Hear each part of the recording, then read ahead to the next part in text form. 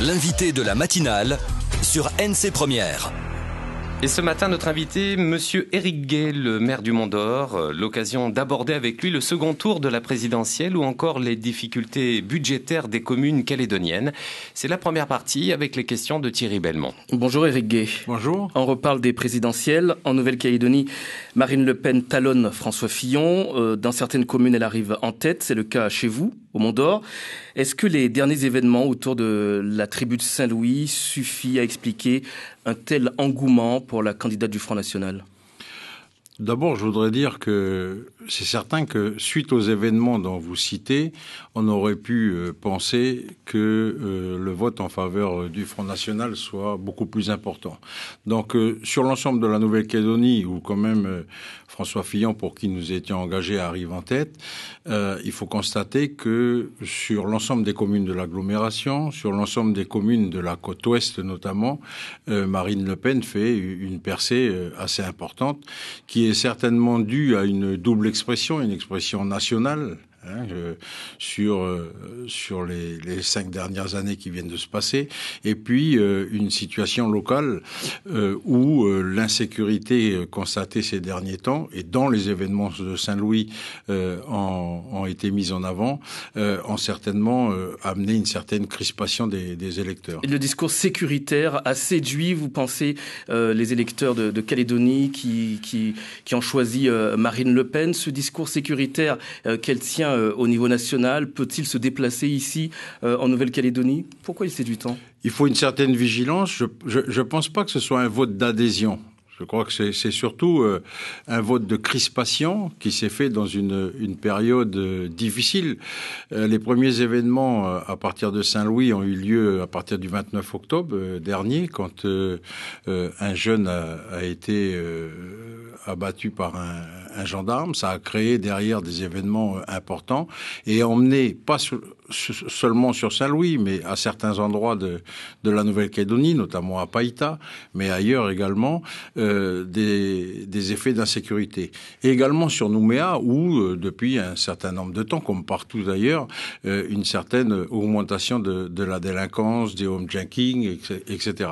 Donc ce qui fait que certains ont agité un peu le chiffon rouge de l'insécurité, beaucoup pour des raisons personnelles en vue de la perspective des élections législatives, et obligatoirement ça a amené une certaine crispation chez les électeurs et qui a abouti à ce vote de Marine Le Pen. Je suis pas certain que si ce vote puisse se retrouver sur des candidats Front National dans les élections législatives, ou du moins en totalité. Oui, vous dites que les Mont-d'Oriens pour la présidentielle, là on parle de la présidentielle, ont fait preuve de retenue, 33% pour Marine Le Pen, 32% pour François Fillon. Vous n'avez pas plutôt l'impression qu'ils sont déchirés entre deux lignes, Éric Gay ? Non, moi je pense que sur le Mont-d'Or, Marine Le Pen arrive avec un peu plus de 120 voix d'écart sur François Fillon. Le Mont-d'Or a été vraiment le centre de la cristallisation des phénomènes d'insécurité ces derniers temps, avec ce qui s'est passé sur Saint-Louis. Donc on aurait pu s'opposer, notamment pour les habitants de la partie sud de la ville, un vote, on va dire, assez massif en faveur de Marine Le Pen. C'était une crainte que j'avais. Malgré cela, et malgré la difficulté de résoudre tous ces événements qui se sont passés, qui se sont succédés, moi j'estime que les Mont-d'Oriens ont fait preuve d'un certain civisme, ou ne sont pas tombés dans un extrémisme. Et ça, c'est extrêmement important.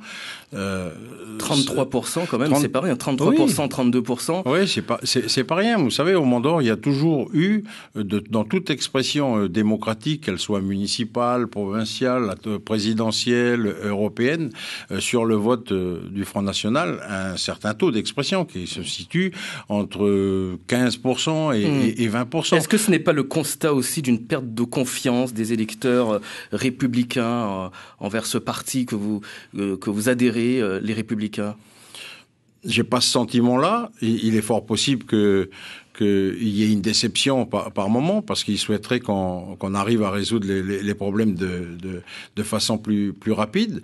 Moi, j'ai pas toutes les clés en tant que maire. Je dispose pas de toutes les compétences et de toutes les clés pour résoudre ce problème. Je dois me tourner vers les institutionnels qui sont en responsabilité de ce dossier, y prendre ma part de responsabilité. C'est tout à fait logique, hein, puisque on est à la commande de cette ville, mais la compétence de la sécurité et de l'ordre public relève de l'État.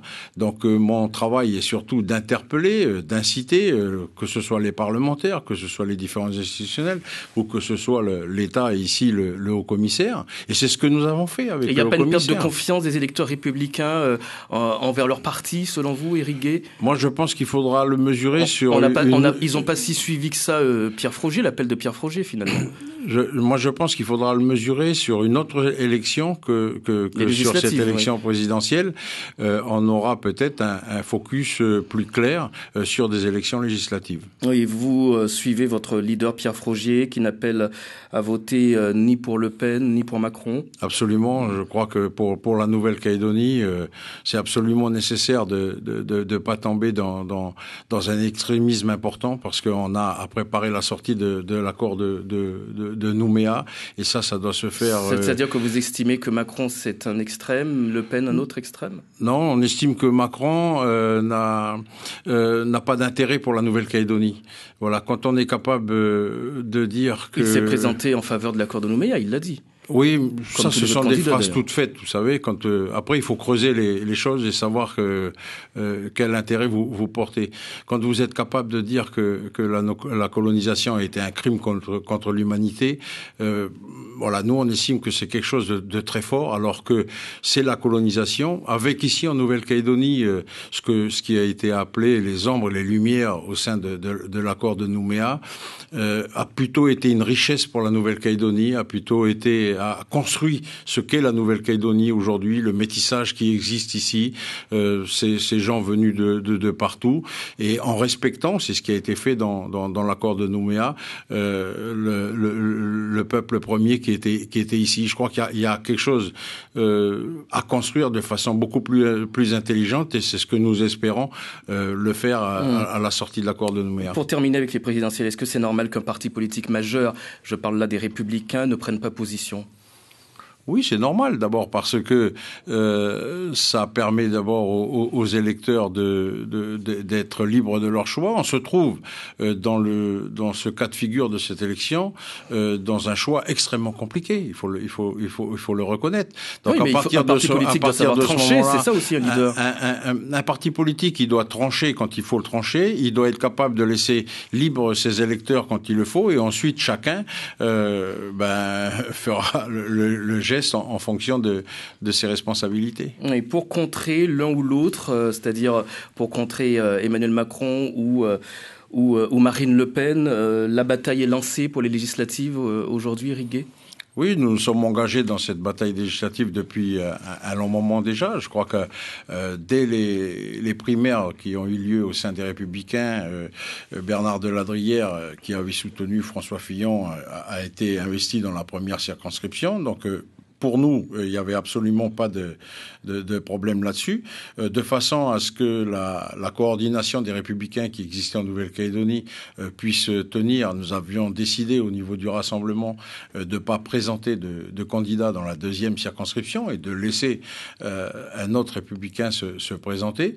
Il semblerait qu'aujourd'hui, il y ait plusieurs Républicains qui se présentent. Donc, à un moment donné, en fonction des discussions qui auront eu lieu avec les uns et les autres, de ce tour des élections présidentielles et du positionnement de chacun, le rassemblement, dans un comité directeur qui aura lieu la semaine prochaine, prendra sa décision. Éric Gay, le maire du Mont-d'Or, va rester avec nous, on en reparle tout à l'heure. Oui, bien sûr, avec vos questions, mesdames et messieurs, qui sont attendues au 258 dès 7h10.